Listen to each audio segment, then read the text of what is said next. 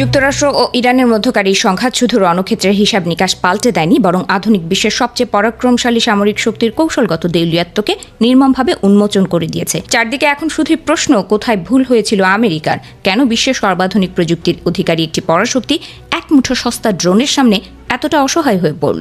যুক্তরাষ্ট্রের সামরিক বাহিনী কাগজে কলমে এখনও অপ্রতিরোধ্য। উপকূল থেকে ৭,০০০ মাইলেরও বেশি দূরে গিয়ে ইরানের আকাশসীমা নিয়ন্ত্রণ করা এবং একতরফা ধ্বংসযজ্ঞ চালানোর যে প্রযুক্তিগত দক্ষতার পরিচয় দেয়, তা অন্য কোনো বাহিনীর নেই। কিন্তু এই প্রযুক্তিগত শ্রেষ্ঠত্বই কাল হয়ে দাঁড়িয়েছে, কারণ কাগজে শক্তি আর অত্যাধুনিক অস্ত্র কখনো সেই কৌশলগত অন্ধত্বকে ঢেকে রাখতে পারে না যা অসম্ভবকে সম্ভব করার অলীক স্বপ্ন দেখে। এই বিপর্যয়ের নেপথ্যে রয়েছে হোয়াইট হাউসের অলিন্দে বসে থাকা রাজনৈতিক নেতৃত্বের চরম ভ্রান্ত সিদ্ধান্ত। মার্কিন প্রেসিডেন্ট ডোনাল্ড ট্রাম্প সামরিক বাহিনীর কাঁধে এমন কিছু বোঝা চাপিয়ে দিয়েছিলেন যা কেবল কৌশলগতভাবে অসম্ভবই ছিল না, বরং তা সামরিক বিজ্ঞান ও ইতিহাসের চরম অবমাননাও বটে। একের পর এক অসম্ভব দাবির জালে জড়িয়ে মার্কিন প্রশাসন নিজেই নিজের ফাঁদে আটকা পড়েছে। প্রথম অসম্ভব কাজটি ছিল কোনো ধরনের পদাতিক বা স্থল অভিযান ছাড়াই কেবল আকাশ থেকে নির্বিচারে বোমা বর্ষণ করে ইরানের শাসন ব্যবস্থার পতন ঘটানো। ১৯২১ সাল থেকে শুরু করে ভিয়েতনাম যুদ্ধ পর্যন্ত বিমান বাহিনীর ক্ষমতা নিয়ে এই অবাস্তব তত্ত্ব বারবার পরীক্ষিত হয়েছে এবং প্রতিবারই মুখ থুবড়ে পড়েছে।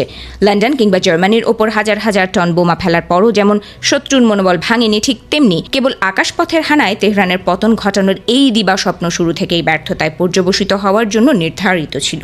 দ্বিতীয় অসম্ভব ফাঁদটি ছিল আকাশ থেকে মোবাইল লঞ্চার বা ভ্রাম্যমাণ উৎক্ষেপণ ব্যবস্থা ধ্বংস করার অবাস্তব চেষ্টা। দ্বিতীয় বিশ্বযুদ্ধের সময় V1 ও V2 রকেটের উৎপাদন বন্ধ করা যায়নি। উপসাগরীয় যুদ্ধে ইরাকি স্কাড ক্ষেপণাস্ত্রের লঞ্চারও ধূলিসাৎ করা সম্ভব হয়নি। আধুনিক যুগে নিখুঁত লক্ষ্যভেদী অস্ত্র থাকার পরও লুকিয়ে রাখা বা দ্রুত স্থান পরিবর্তনকারী ড্রোন ও ক্ষেপণাস্ত্র উৎক্ষেপণ ব্যবস্থাকে কেবল ওপর থেকে গুড়িয়ে দেওয়া যে অসম্ভব, তো হোয়াইট হাউসের নীতি নির্ধারকেরা বুঝেও বুঝতে চাননি।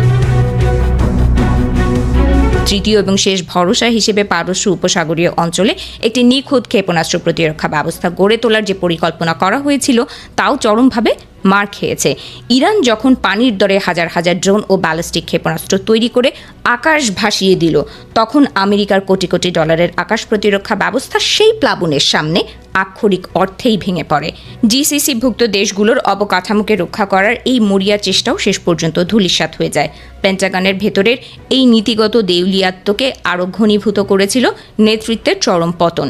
ট্রাম্প প্রশাসন কোনো অভিজ্ঞ বা স্বাধীন চেতা প্রতিরক্ষা মন্ত্রী নিয়োগ না করে পেট হেগসেটের মতো অনুগত তোষামোদকারীদেরকে বসিয়েছিলেন নেতৃত্বে। জেনারেল ভ্যান কেইনের মতো অভিজ্ঞ কর্মকর্তারা যখন সাবধান বাণী উচ্চারণ করতে চেয়েছেন, তখন তোষামোদের অন্ধ দেয়াল তৈরি করে সব সত্য কণ্ঠকে দমিয়ে দেওয়া হয়েছে। ফলে প্রেসিডেন্টকে থামানোর বা সঠিক পথ দেখানোর মতো কোনো সাহসী মুখ পেন্টাগনে আর অবশিষ্ট ছিল না।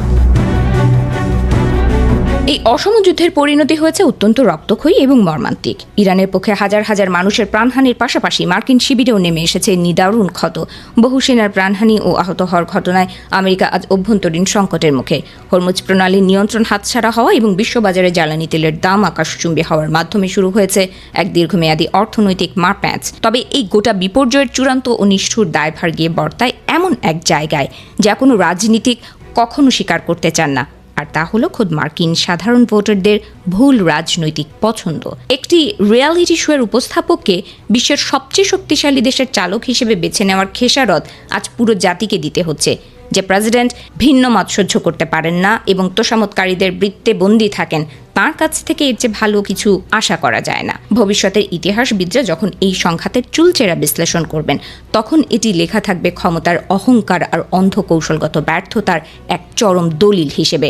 প্রযুক্তিগত শ্রেষ্ঠত্ব কিংবা কোটি কোটি ডলারের সামরিক সরঞ্জামও ভোটারদের ভুল ব্যালট কিংবা খামখেয়ালি রাজনৈতিক সিদ্ধান্তের পরিণতি থেকে কোনো দেশকে রক্ষা করতে পারেনি।